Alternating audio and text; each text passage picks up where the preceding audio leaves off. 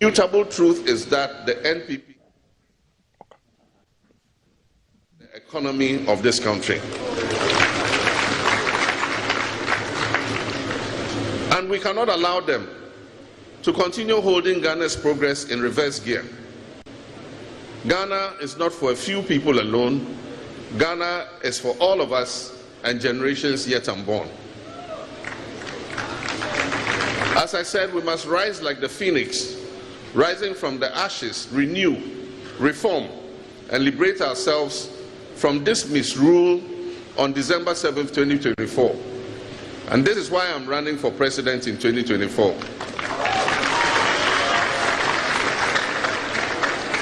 And this is why you voted massively for me on Saturday, May 13th, 2024. I've proposed a raft of measures and referred the government to our NDC 2020 manifesto for policy alternatives. These measures still apply today because we are neck deep in an economic crisis. The first thing, government must take responsibility for this messy economy arising from its reckless borrowing and mismanagement of the country. This is going to be one of the immediate actions of my government, God willing, when voted into office. I'll lead a process to set a standardized limit for public borrowing. Government has refused to cut expenditure by reducing the size of government and adjusting the compensation and allowances of appointees and profligate expenditure. The president is rather appointing more people and continuing to recklessly overspend. Only recently, he appointed a CEO for mortuaries and funerals.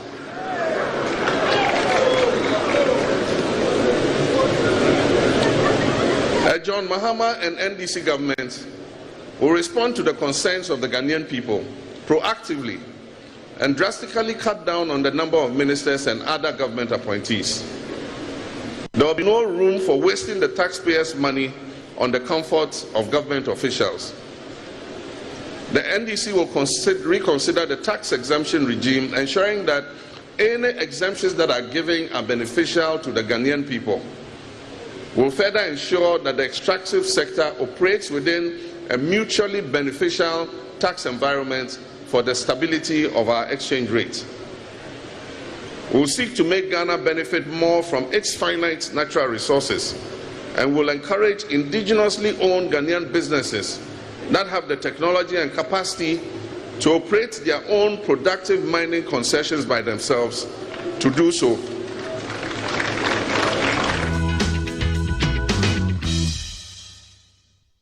So that was former President John Mahama in Tamale at the UDS giving his acceptance speech on the back of his victory in the presidential primaries on Saturday, where he garnered 98.9% of the vote. He himself said he rounded it to 99. So overwhelming, deafening, resounding support for his name to be on the ticket as flag bearer for the National Democratic Congress as they prepare for the election in December 2024, 7th January. What are your thoughts, your feelings, your emotions? Give us a WhatsApp on 055-556-1034. We'll discuss that in greater detail with my guests, Dr. Oduro Osai, who is the Director General of the Internal Audit Agency, and Onachi Frimpong, who is our lawyer / historian. Gentlemen, good morning. Welcome. Good morning, sir. Yes, sir. Look, today you don't look like an accountant. Not at all. Yeah, so what's happening? I'm taking it cool. You're taking it cool, eh? Yeah. All right. What's on your mind this morning? As Ghanaians, we should continue to work hard. Today is the 15th of May. 16th of May, yeah. Good. And the month is almost negotiating the curve. We are about entering into the 6th month. What it tells us is that Ghanaians, we should start taking stock. We started January. We're almost getting to June. The rains have started. Yeah. Yesterday it rained. We should all be conscious of our surroundings. The MMDAs must up their game. NADBO must up their game. Citizens must be conscious. We should know where to dispose of our waste because the rains have started. Awesome. So we just take an audit of our lives. That's right. Coming from the auditor himself. Take account, take stock.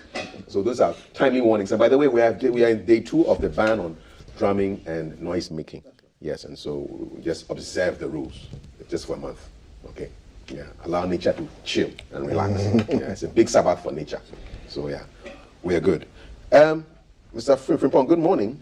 Good morning, sir. It's good to have you here. Thank you. I know you're going to give us some background to the Bawku conflict. Yes, indeed. Yes. So, yes, the floor is yours. What's on your mind this morning? Thank you.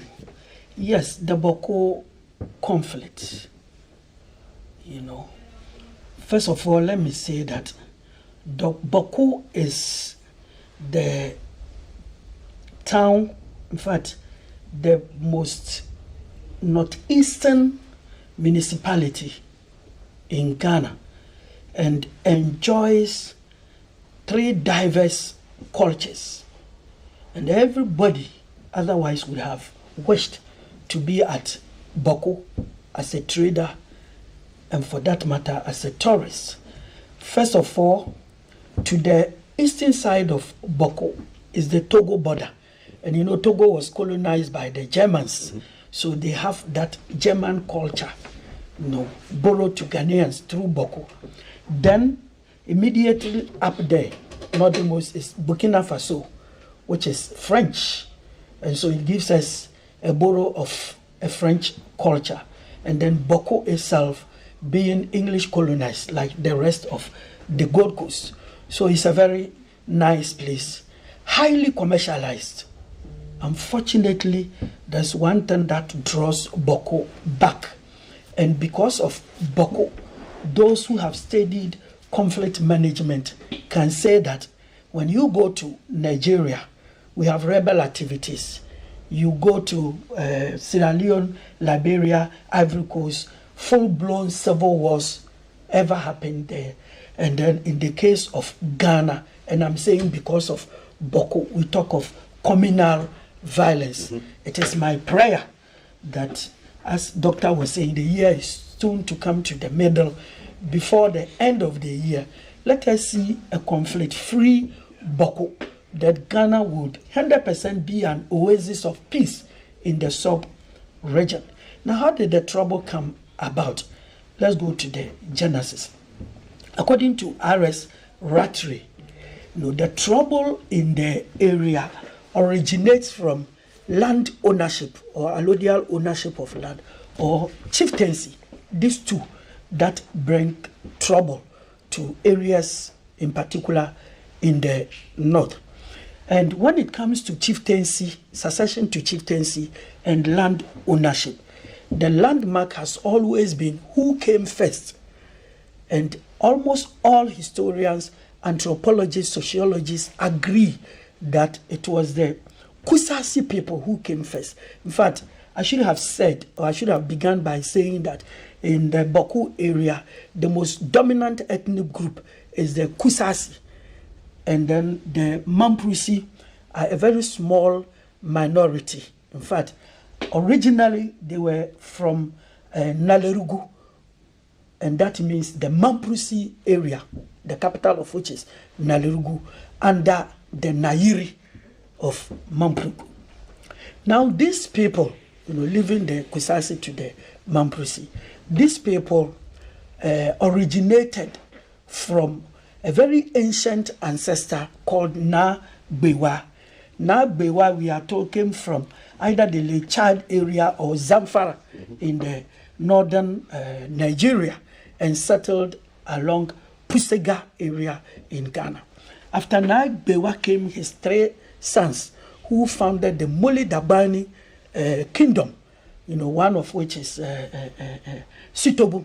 Sitobu founded the Dagomba kingdom, and then Tohugo founded the Mamprusi kingdom, and then the other one, the Nanumba, which was founded by Matumbu.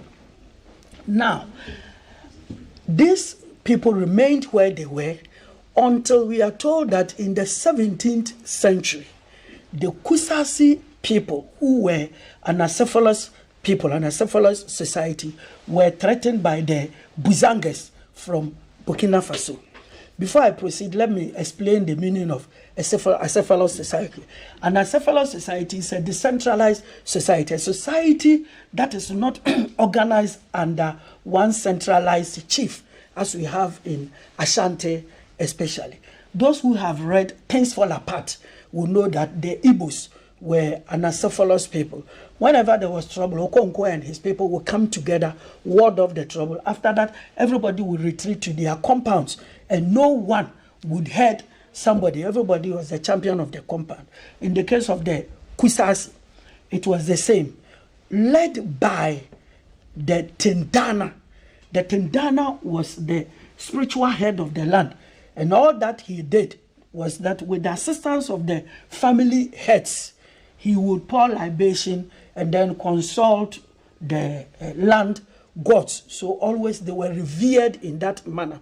But his influence did not get to ruling or controlling anybody until, as I have said, in the 17th century when they were threatened, Natabia, the Nairi Natabia brought in troops to assist the Kusasi people. Having assisted them, they felt they had to stay. And so they stationed garrisons in places like Tanja, in Boko, and then Bindiri, all in the same environment. This helped them to augment trade, to protect the people, and to streamline communication between Boko and Narerugu. Soon the Nairi started sending in his sons, princes, to rule the Boko area.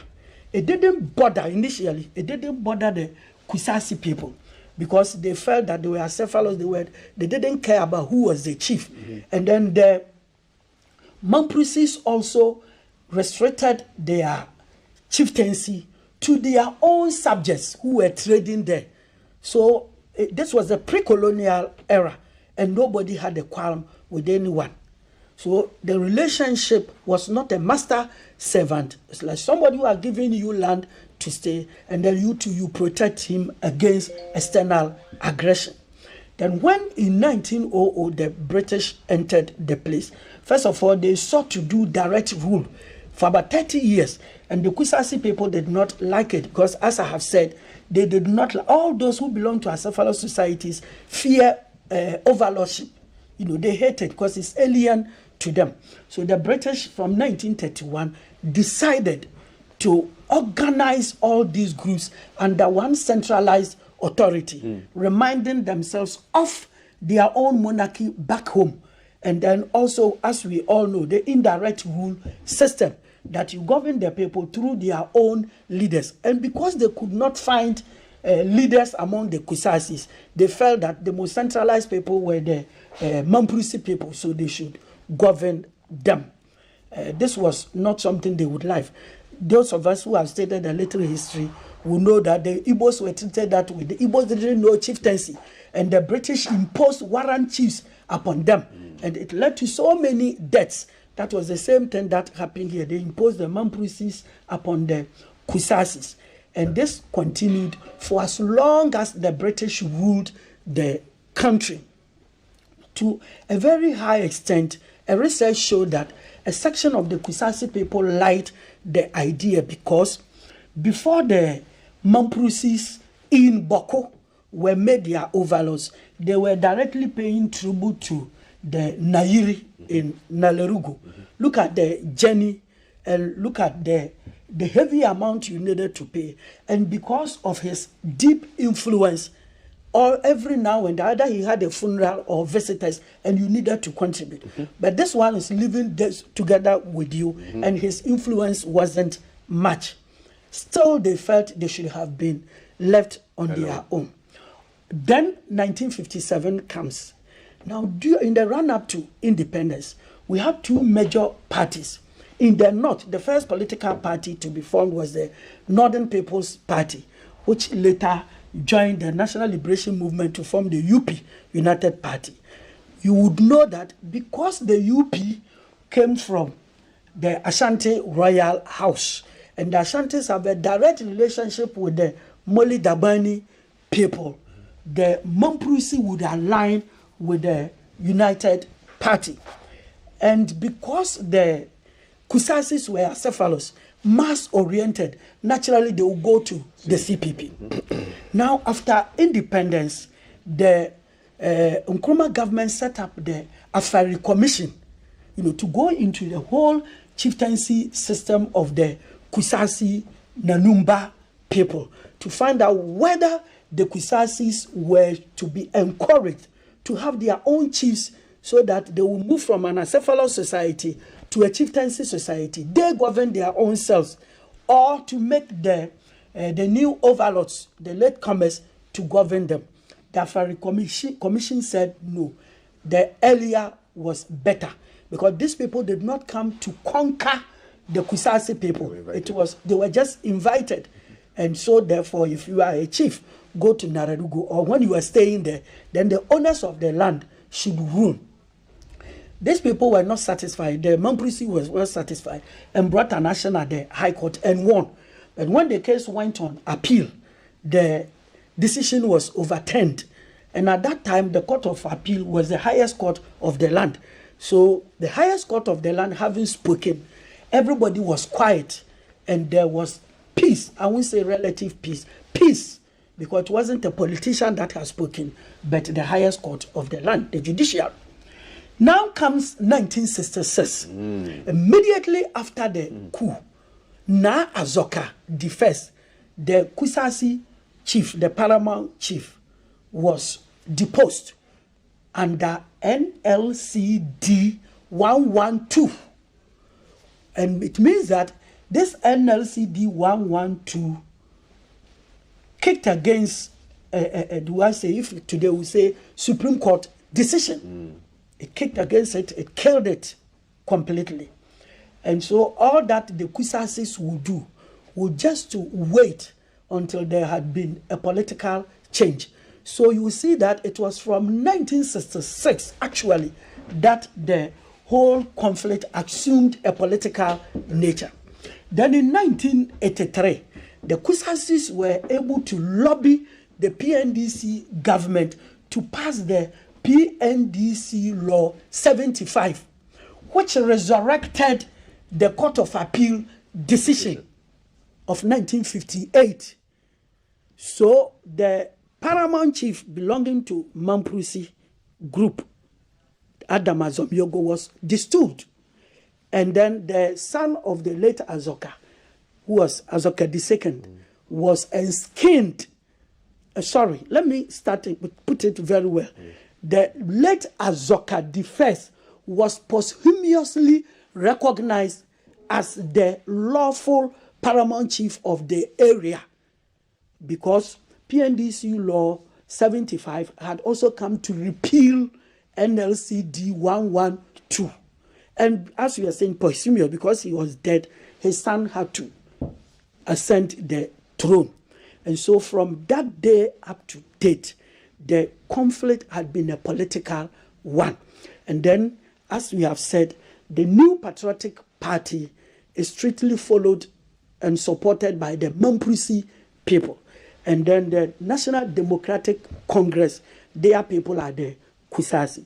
And so if anybody would want peace in the area, I believe we have to start from the political top, organize seminars for them, and then let them know that politics is not about the division of our people.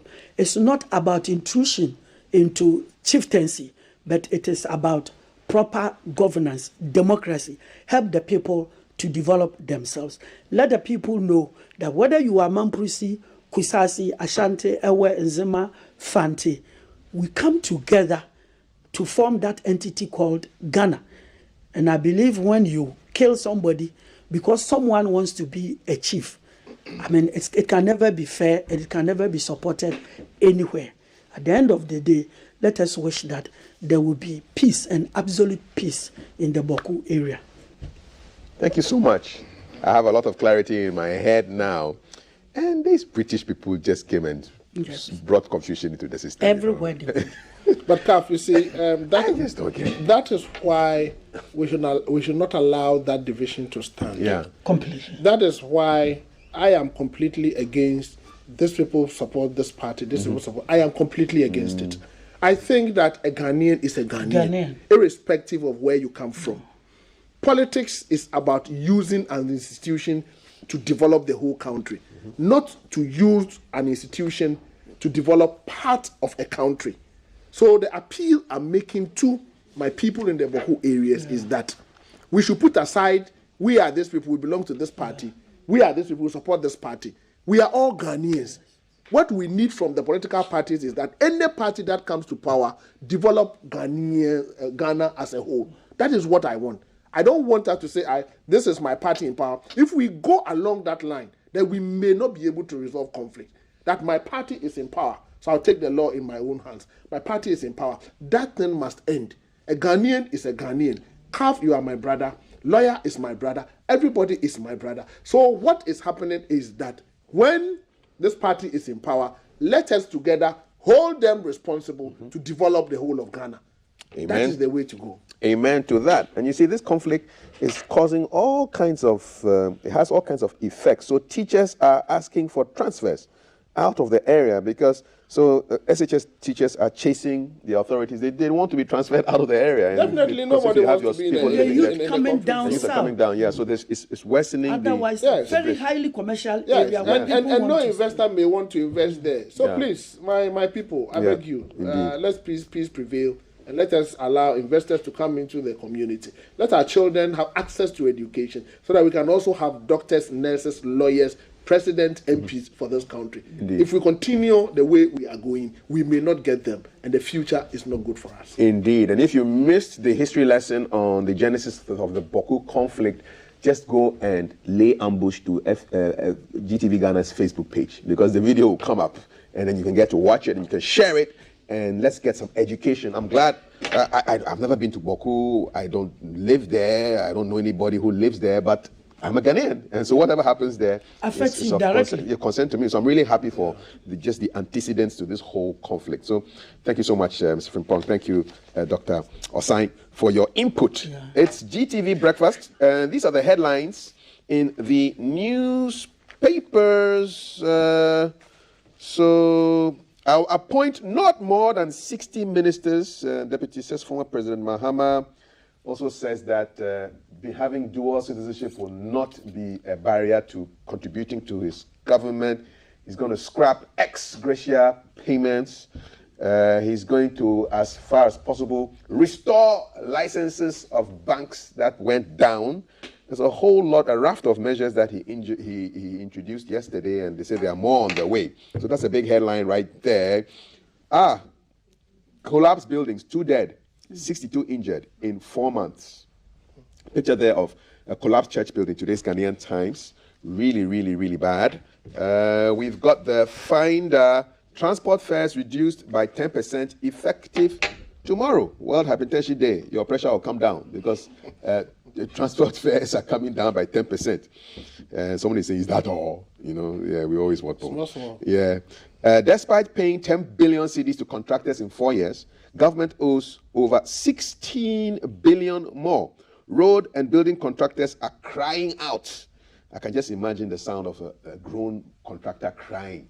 It will not be pretty at all. It will be wah, wah, where's my money? Wah, you know, it's a serious business. They need their money. Okay. 2 granted 10,000 cedis bail each over illegal connection. So people are still stealing power that doesn't belong to them. When you connect power illegally, you are a thief. Repeat after me. Kafi says, I am a thief if I collect illegally. If you go and scoop fuel from an overturned tanker, you are a thief again. You are a thief. You are a thief. Ajoblasu, robber. You are a robber. If you steal fuel that doesn't belong to you, you are a robber and a thief. If you connect illegally, you are a thief. If you steal chicken and oil from your employer in gallons and boxes and you are jailed, you are a thief. Okay, you are a thief. You have to tell people in the face now, you are a thief. You are a thief. What do you say it in Ghana? Julo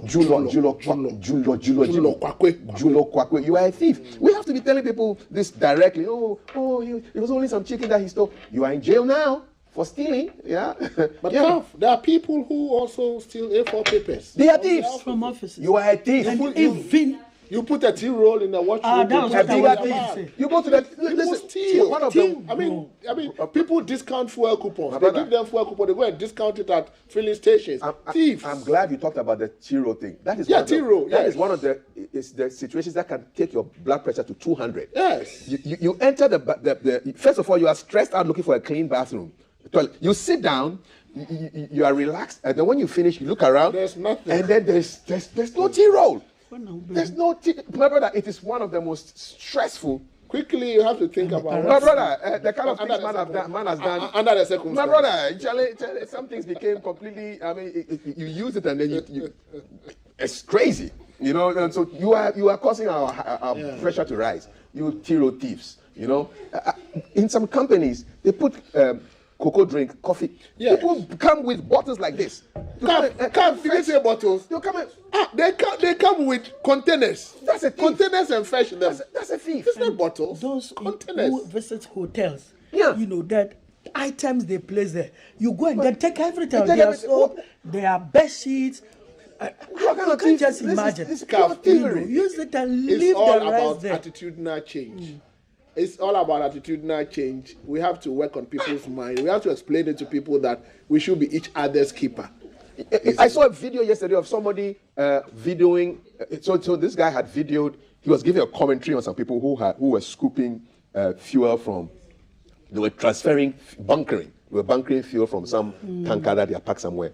And all he did was that, Ghana, and let's look at what is happening. And I'm thinking, you are part of the problem. Yeah. You are there videoing people stealing. Why don't you prevent them from doing it? Or report. You just put it out on social media for clicks, likes, and shares. What kind of system is this? You know. So I'm ranting because of the 10,000 bail over illegal connection. May they find you guilty. May you be jailed. If you write emails to people scamming people abroad, pretending that you're going to be married by, you are a thief. You are a thief. Because the white people stole our money, so we are also stealing. You are a thief. They will catch you. They will jail you. And there will be no sympathy for you. Go, you do your time in jail, you come out, hopefully you'll be reformed. Otherwise, you are just a thief or a former thief when you go and come back. Yes. Yeah, so please, let's tell people in the face if they are stealing. It's as simple. I agree with Don't you. sugarcoat it. No, he was hungry. No. How do you steal bottles, gallons of oil and boxes of chicken and then store them in a warehouse somewhere? And you're stealing the stuff and they say, oh, maybe the guy was hungry. Hungry for what? You know, are you feeding a town? Is it your money? You know, I just don't get it, man. Anyway, let's go to the north. Let's go to, because President Mahama has been speaking. Yeah, that's my little rant there. I'll appoint no more than 60 ministers, the deputies. Page 12, today's Times. Yeah, the thieves have gotten me really jacked up, you know. Yeah. So, I'll appoint no more than 60. So, Mr. President Mahama is already in campaign mode. And he started on yesterday, 15th of May, which is a very big date in Ghana's history, because it was the failed uprising of President Ronald back then in 1979. So he says what? He will not appoint more than 60 ministers and deputies. He will abolish the payment of ex gratia. He will cut waste and ostentation in government if he's returned to power. This is after he got 98.9% of the votes. And he says he's on a building kind of mission. I almost expected to see him wearing a hard hat. He's always talking about building, reset and rescue mission and building. Let me start with Dr. Odro. I'm sure you listened to the speech or got excerpts of it. Yes, I did. What are your comments on what he's saying? Well, I think it was good hearing from him, and let me congratulate the former president for winning the flag bearership seat for the NDC, and then congratulate the NDC party for organizing their primaries, because we need, in a democracy, you need the opposition to also play their role, and if their election is somehow successful, it is a plus for our democratic development. Yesterday, when I heard him speaking, I thought that he has started bringing out some of his manifesto promises, and I want to see more going into 2024. I mean, he made some profound statements, and I think if he's able to carry it through, it will help us. But I noticed that some of them will require constitutional amendments, and like scrapping the ex gratia, Article 71. Article 71 articles. In fact, the entire executive chapter of the Constitution is entrenched. So if you want to talk about the number of ministers, Article 71, for instance, you will need a referendum. And if you have more than one constitutional issue to deal with, you will need a number of referenda to be able to do that. And in Ghana, the last referendum we tried, which is the election of MMDCs, we got stalled somewhere. So there are bold initiatives, far-reaching initiatives that if he's able to carry them through, it will introduce radical reforms in our governance space. Okay. Mr. Frimpong, what struck you with, first of all, the election and then the acceptance? Yes, to go to the basis, I'll start from Dr. Dufour. You know, he created the impression that all were not well until they had been remedied. Otherwise, he will go to court and stall everything, which he did, and then completely pulling from court and enabling the system to proceed, and also pulling out of the election, you know, now puts us in a fix. Somebody would argue that if Dr. Dufour had contested, the result would have been something different completely. And because he went out, that was why this man had almost 99%. So I think, and then another person too would say that if Dr. Dufour had stayed, he would have suffered the worst defeat ever, legally, psychologically, everythingly in his life. So it was good that he found a pretext of he being cheated and he going out. So you support the withdrawal method? The withdrawal, it was a very tactical way of conceding defeat even before the election. Very tactful. And in politics, let's congratulate him. He did the right thing. In fact, going in there as the other one, what is his name? Kojo Bosu. Kojo Bosu went, and look at how he has been battered. You know, he is young and he has so many years ahead of him, so he will climb up. But in the case of Dr. Dufour, I believe that it will have given him some ailment. So it's better he did the way he went about it, and that has given him a very big name and sympathy. Now, when it comes to what our friend Mr. Mahama is saying, I believe that appointing as many as 60-something ministers, you know, is still on the high side. Because when you look at big countries like the US, like the UK, China, Germany, the ministers are few. We should always concentrate on the core ministries. When you have core ministries, you know, you can't do anything about finance, education, health, foreign affairs, agriculture, transport. You know, some of these things are very, very key. Health, they're very, very key. There's nothing you can do about that. Then trade. So he should concentrate on this one. The moment you concentrate on that, they and their deputies would not exceed 30. Apart from that, we don't want to hear that you are reducing the minister. We rather want to hear a seal to ministerial appointment. And that means the overhaul of the constitution, no matter what it will take us, because that constitution is a military constitution. Everywhere in the world, a study in transitional justice has shown that whenever a military system is transiting into a political one, they fix the constitution to suit them, because they are always afraid of repercussions against them.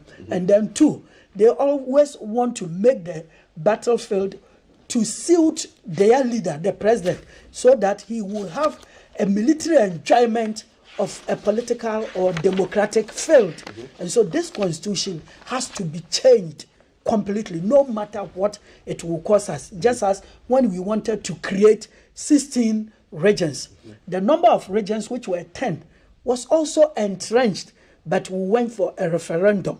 We package everything together, and then we go for one referendum. This is our country. Let us do that which will help us, not just what do you call it, the money he was talking about. But an institution that nobody likes, like the Council of State, I believe that we need to empower the National House of Chiefs. The chiefs are the natural leaders of this land. If you go to Volta region, it is part of Ghana because the land originally belonged to some chiefs. If you go to Boko, it is part of Ghana because it belongs to some chiefs. If you go to Wassa, it's the same thing. The land never started from belonging to politicians. So we have to give great respect to the chiefs. And that means that we abolish the Council of State. You don't like that Council of State? I hate it utterly. Because when you read the Constitution, they give advice only to the president. But the president, before calling himself a politician, knew the wisdom he has got. And as Mr. Mahama was speaking to Ghanaians, he has got his manifesto under his pocket. He knew what he was going to do. He's got a cabinet. Beyond the cabinet, he has got extended ministers and then MMDCs and all those things. So why a Council of State? And so sad, not even made up of the youth who have fresh ideas to share. Very old people like a retired Chief Justice. You know, you go on pension at the age of 70 and you retire on your salary and you go and sit there and earn extra income. A retired Chief of Defense Staff, he has been to so many peacekeepings and earned plenty dollars. This man is sitting there making money. National House of Chief President, this and that. Please, I believe that the time comes when we should respect our chiefs, put them there. Because for them, if it were there, you could blame them for the Galamsey menace because they are directly part of the administration of the country. And this constitution has also stolen a lot of powers from the chiefs. He said that the position is so sacrosanct, so they play politics. It is not true. The land is for them. It doesn't matter if a chief wants to stand as a parliamentary candidate because these days, nearly all the chiefs are graduates. What did he go to school to learn? To come and govern his people. He must participate in the administration of the country. And the way we have treated them, we even make it more tribalistic. Because if he belongs to the Ashanti region House of Chiefs, he has to very inward, very parochial to the interests of Ashantis. Whereas if you had allowed him to play politics, he could have become Northern Regional Minister. He could even have become an MP in the Greater Accra region. And that is nationalistic rather than the parochial nature. So I believe that a lot more has to be done. And in the case of this coming from the Mr. Mahama, who condemned him in the first place, because this was a man who was a vice president. This was a man who was a president. He knew all these demerits to governance long before yesterday. Plus, his boss did the transitional... The Constitution Review Commission. So very good. His boss why did he not pursue it to its logical conclusion? Yes. So to a very high extent, we say he's being hypocritical. The other side of the coin is that FK Bua adage, Sankofa. So we will final Sankofa Yenchi. If you forget and then you go back, like the prodigal son, no matter what he did. When he went home, the father said, "This is my son." So these are two sides of the coin. It is my prayer that the 2024 elections become very peaceful, and then Ghanaians will make a choice as to somebody who has repented and is coming back, as against the other one who says where we are is okay, and let us move on like that. All right. Matters arising from the election. The OSP is involved now. OSP is the Office of the Special Prosecutor. He's investigating some spraying action, and it's not water. Check this out. So there's a video here of an MP aspirant who decided to let it rain. Yeah. Or she let it. She was throwing money around. Is it monopoly money or real money? I'm sure. It's money. Real money, huh? Oh, wow. Okay. All right. Hey. Wow. Serious notes. This was May 13th, Ejurasich Jumasi in the Ashanti region. It says you are directed to attend the office of the Special Prosecutor at 6 Haile Selassie Avenue, South Ridge, Accra on Thursday, May 18th at 10 a.m. for interviewing. You may be accompanied by counsel of your choice. That's a letter from the OSP. So she's Madam Juliana Kinang Wasan, one of the parliamentary candidate aspirants for the Ejurasich Jumasi constituency, spraying money at a crowd at the NDC presidential and parliamentary elections. She lost, by the way. Yes, I think I'm happy she lost. Wow. I'm, Let it rain. There's a song like that, like rain. Yes, rain. I'm happy she lost because this is not good at all. Whatever the motive is, it's not good. People could have died with a Yes, stampede, you know. because it's not good. you see the people who are also going for things that doesn't belong to them. I think that you're throwing money, so you have to go for it. Definitely. Oh, I mean, it's a gift. but It's a gift. Good present. It's a present. Would you have gone for it? It's The dangerous. definition you gave to stealing. Is this what stealing? No, huh? it's not. This is a It's gift. not covered. It's Yeah. not covered. So why is she it's being not called good. by the OSP if she's just a gift? It's you are inducing, you are influencing them. It's not the best Except of the that things, and we the shouldn't encourage Office that. of the Special Prosecutor, I believe, has also gone too far. He's got bigger things to do, Yes, right? because bigger and better things to do. Okay. You know, the other day when we sat here, Dr. Asai was talking about the Auditor General's report and those who had been implicated. I believe that by this time, the Office of the Special Prosecutor would have been able to track and then possibly prosecuted at least a handful of them. You haven't done that. And somebody's campaign, you know, what he's doing there, even though it's not commendable, has got nothing to do with your public office. In any case, 3-4 days before this woman did that, Kennedy Japan, it's reported in the newspapers everywhere, donated the pickup to the MPP. You understand? Yes. All the money he could have thrown away, he decided to Consolidate it. and then buy A pickup. And then this woman too, the money she could have put together to buy a pickup, he decided to give her. So please, if Kennedy was not condemned and he boldly came out to say this, and we believe it is all right and does not offend anybody, I believe the people of Ghana would condemn this woman, but not the Office of the Special Prosecutor. If anything, it's a minor offense. It is the police that should call him, because what he's doing can lead to riot. destroying not just destroying The money. the city as a note. It can be, because if you are pulling one part and I'm also pulling the other, we know the result. So that one can be a report to the police based on evidence. Those that have got torn, but not Office of the. Wow, that's a lot of money. I understand it's like a 200 CD notes flying around like that. They said the highest was 100 CD note. 100 CD The notes, huh? Highest, 100 CD notes. And then the minimum was 5 CD. So a range. And then A range we'll sort have of. to find out under what charge the Office of the Special Prosecutor can place the woman. Okay. And you see that it will be But nailed. CAF, some responses to some of the statement my colleague made. First, let me say that I agree with him. The constitution is a transitional constitution from military to constitutionally elected regime. So what we need really is a development constitution, and that's what Professor Tamil started. Council of State is not an entrenched provision. It is under Chapter 9. Okay. So you need a majority in Parliament to, Just to say that to they need amend that bit. So it is doable. And then also in our constitution, the regions are not capped. The 10 regions are not capped. I mean, we can increase the number of regions, except that the provision for merging or altering the boundaries of the country is entrenched. So that's how come you need a referendum to be able to do that. Okay. So this is our water. This is from last year. You can see the Still some sediment. sediment. The sediment is there. So this is from last year, September. Okay. It's quite stubborn. This is sediment from this year, this April. A lot of that. You can see some oily film there. And then when you shake it, you realize that, Just too bad, man. this is the water. Yeah. So it's actually causing a lot of problems. People are dying. A Galamsey pit has just swallowed 7 miners.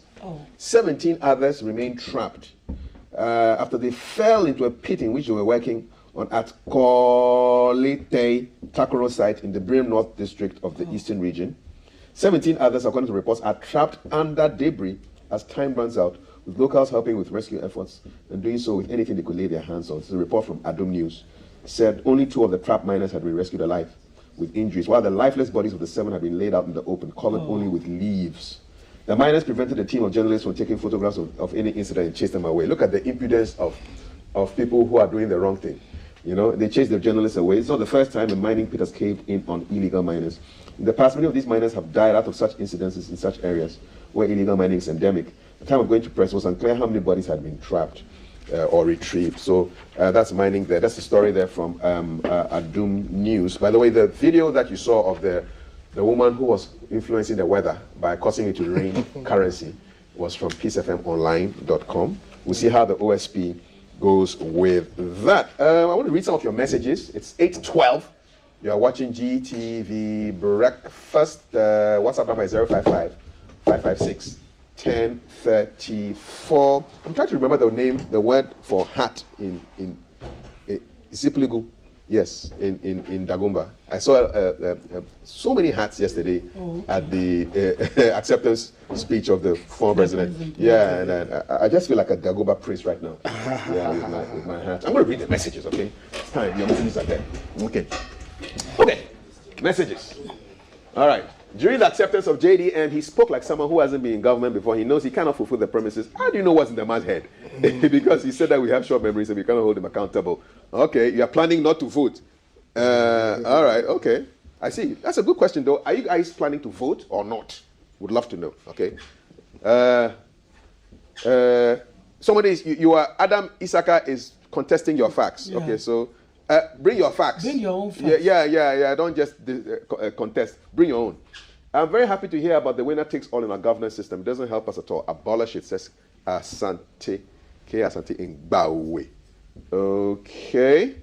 I'm not reading any insults here. How does he intend to restate the Colex BAMPs? Okay, that's a good question, though. How do you get back the licenses to those whose licenses have been taken away? Because all those banks have all been subsumed into new bank. I mean, there's no more new bank. There's Consolidated Bank now. Yes, yeah. And I think their licenses were withdrawn under a particular law. So unless you are able to prove that they did not violate those banking regulations. Okay, so lawyer, small correction for lawyer. It was acting Governor General that set the Opoku Afari Committee in 57 and signed the white paper to legitimize chieftaincy in Kusasi and Kusasis. It wasn't Dr. Nkrumah who set up the committee. Is that what you said? Did you say that? Yeah, I said that after independence. Nkrumah's rule was to implement the conditions of the white paper. It's not lawyer outside who speaks, it's lawyer Frimpong. He missed the Supreme Court ruling of 2003 in his narration. The court ruling told the Mamprises never to come back to the court because they have no case. Finito, says Engineer Francis Mawini Zakari. I'm glad you're taking notice and following the conversations. That's why we want you to be listening and watching. It's Operation 1 million follows. We're not a party. We just want more follows for our Facebook page. So you are part of the people who are going to get us to 1 million, all right, by 31st December 2023. Operation 1 million. So yeah, keep following and sharing. All right, more messages. Let's go. Happy birthday to your daughter. Yeah, we'll do that. Enyonyam Wukuba Asantewa Ofosu of Tema, from your father, brother, mothers, and sisters. Okay, good. Good morning, Kaf. Looking great. You think the victory of H.E. John Mahama is good news? You hope Ghanaians would vote wisely this time. Cream College. All right. Tahiru Yusuf, watching live from Nkranza. Monica says, nice history. Osajifu. Okay. Royal Frimpong has proved it all. Kudos to him, says Jata Bismarck. It's a lion called Bismarck. Wow. Emmanuel. I can see you all. What's the magic about the transformational change in your Ghana bottled water recently? Well, it will be transformation when I can drink it. Right now, I dare not drink that bunu thing, man. It's not going to happen. Yeah. Lawyer is a learned history. I'll come for tutorials. # Oliver. Focus says, thanks for the history, lawyer. Good morning, Kaf. I don't have a question about today's show. You came across a man called Rabbi Akwete Amar, and you want us to speak to him. He has a history of the guns in the palm of his hand. Okay, we'd like to speak with him. Why not? We always want good stuff for you.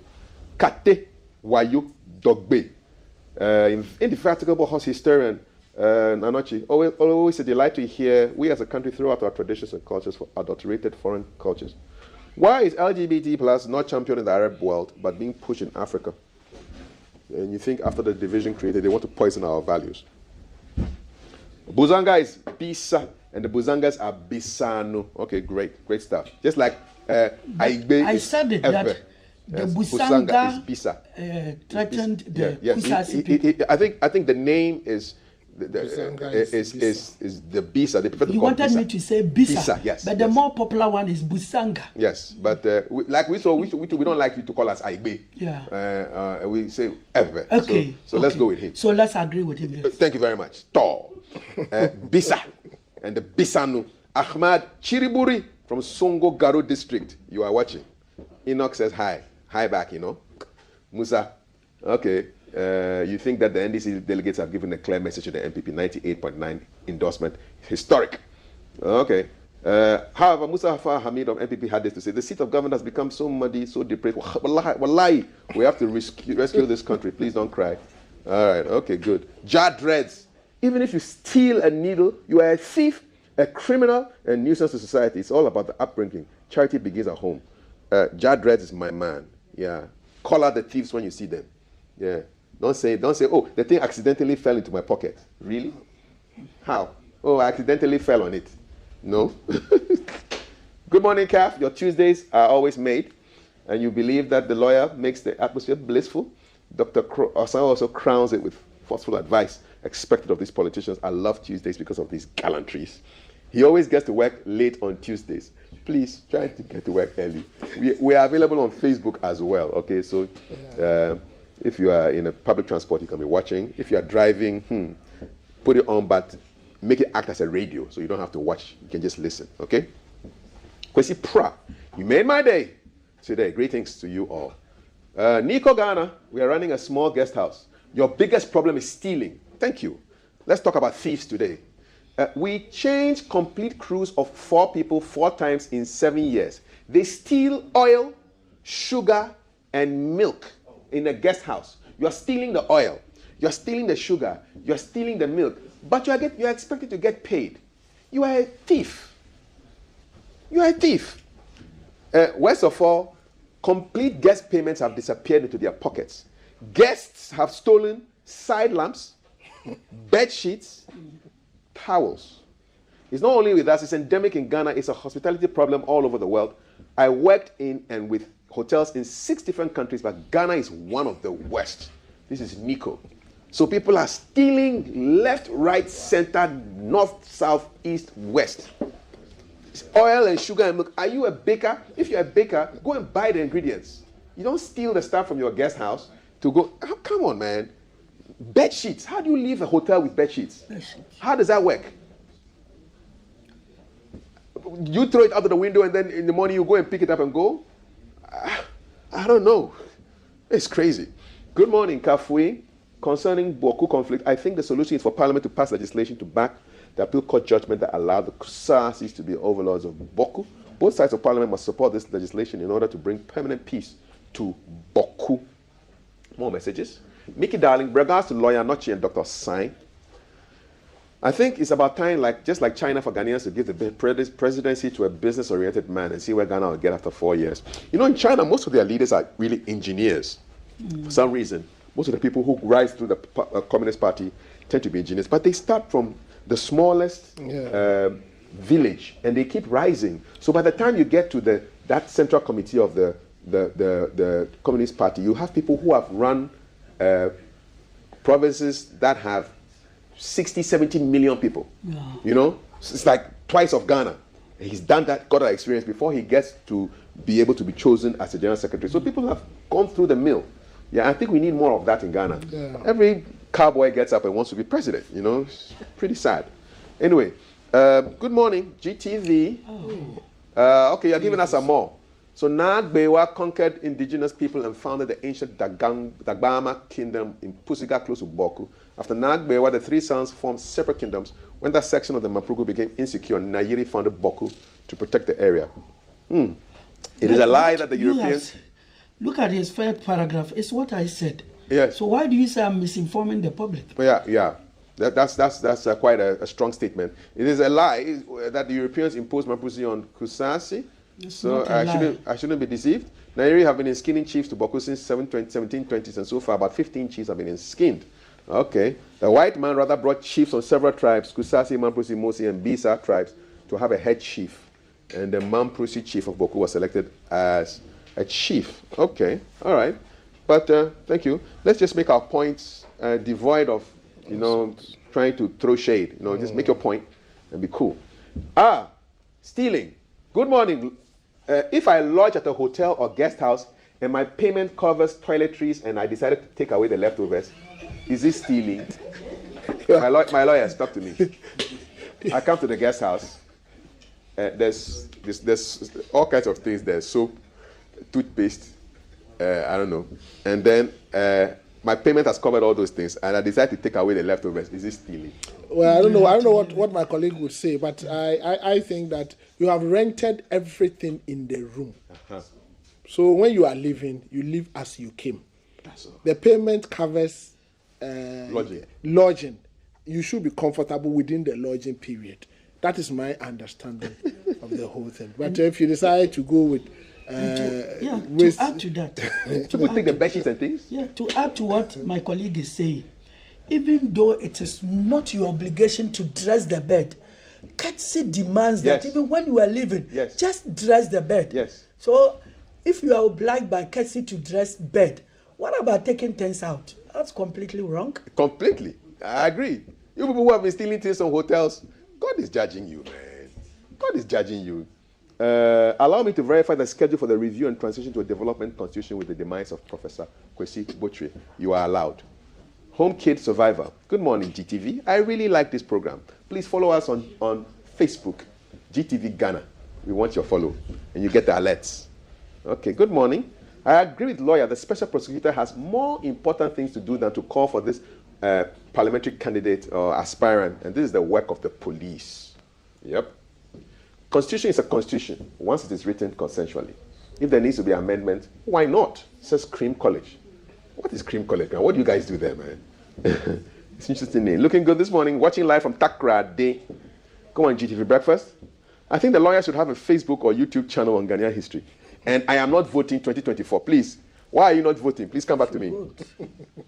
Dr. Odro, about your concerns of Boku, will you please speak to lawyers from that community for details and peacemaking moves from Alhaji Dawuda? Any opportunity I get, I preach peace. All right. Good morning to all of us. You think you believe the JDM knows he will not win power again in Ghana, but he has to say something so that NDC supporters will be happy. All right, okay. NPP will be successful in 2024. Inshallah. Okay. Adam Inisaka. Adam Zangyogo had never been distilled before his death in 1981. Boku is getting people up and commenting. I like it. It's time to change the constitution. It's not helping us all to develop as a country. Eric Finn. Awoshi. And I think I'm done for now. Good morning. Constitution of Ghana is weakening us, so Ghanaians, let's come together and amend it. And Patrick says NDC has become very attractive. You wish JDM very well. I'm always happy if lawyer comes to the show. He speaks sense. Okay, all right. So these are when the two lawyers come. Yeah. You see now, I just feel my historian. He must be president or minister one day. Do you want to be president?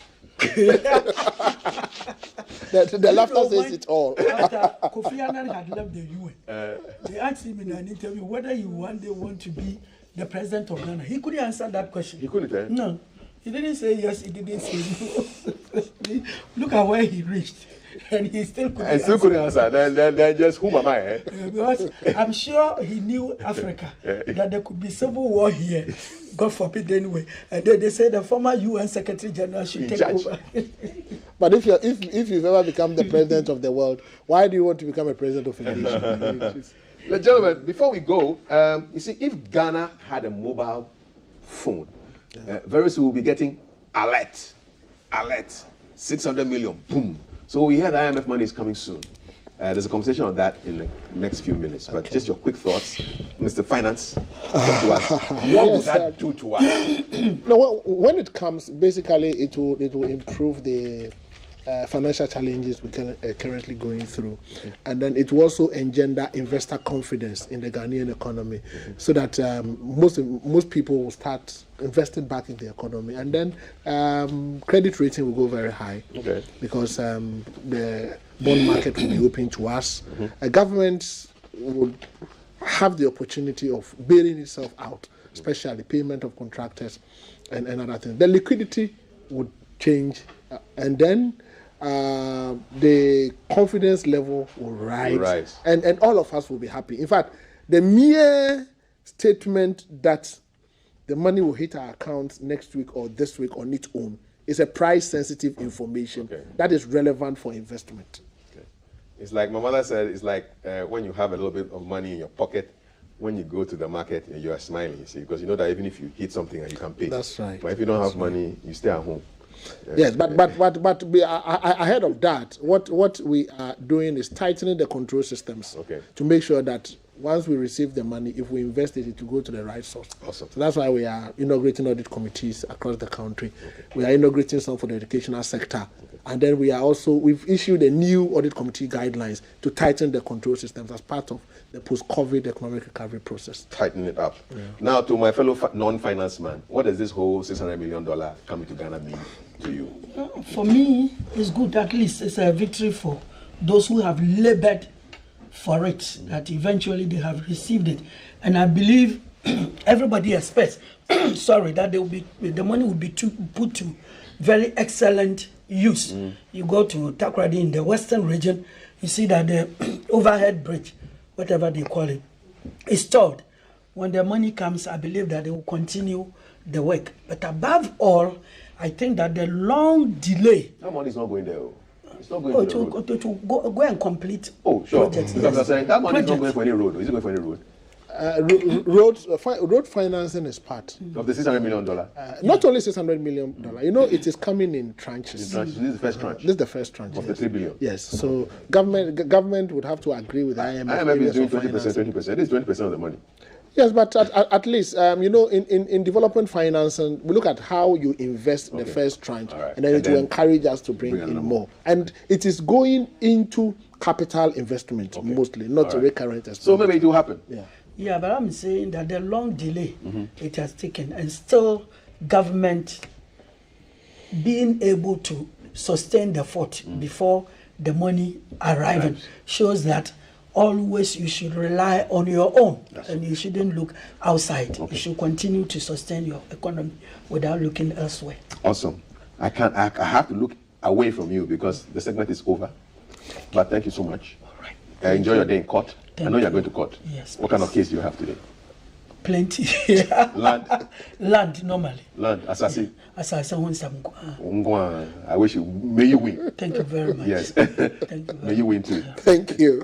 May you also win. All right. Up next, Money Matters. IMF money. Big alert.